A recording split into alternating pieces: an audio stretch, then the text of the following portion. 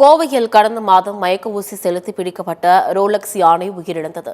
கோவை மாவட்டம் தொண்டாமுத்தூர், நரசிபுரம் மற்றும் சுற்றுவட்டார பகுதிகளில் கடந்த மாதம் ரோலக்ஸ் யானை சுற்றித் திரிந்தது. அந்த யானை மக்களை அச்சுறுத்தி வந்ததால் கடந்த மாதம் 17ஆம் தேதி வனத்துறையினர் மயக்க ஊசி செலுத்தி பிடித்தனர்.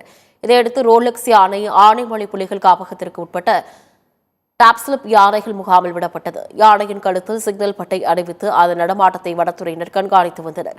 இந்நிலையில் ரோலக்ஸ் யானை இன்று உயிரிழந்தது. வால்பாறை அருகே மந்திரி மட்டம் பகுதியில் உள்ள வனப்பகுதியில் மேய்ச்சலில் இருந்த யானை பெரிய மேட்டில் ஏறியபோது வழுக்கி விழுந்தது. இதில் படுகாயமடைந்த யானை உயிரிழந்ததாக வனத்துறையினர் தெரிவித்துள்ளனர்.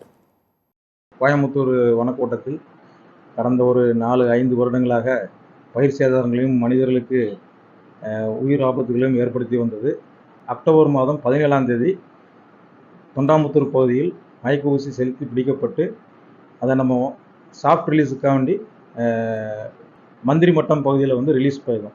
2 மணிக்கு ஒரு சின்ன இறக்கத்து வழியாக சென்றிருக்கு. ஏன்னா அங்கே ஒரு சின்ன ஓடை அந்த இதில் கொடுத்துருப்பேன். அந்த ஓடைக்கு தண்ணி குடிக்க போயிருக்குது. போய் இறங்கும்போது அப்படியே சல்லுன்னு கீழே போய் விழுந்து விட்டது.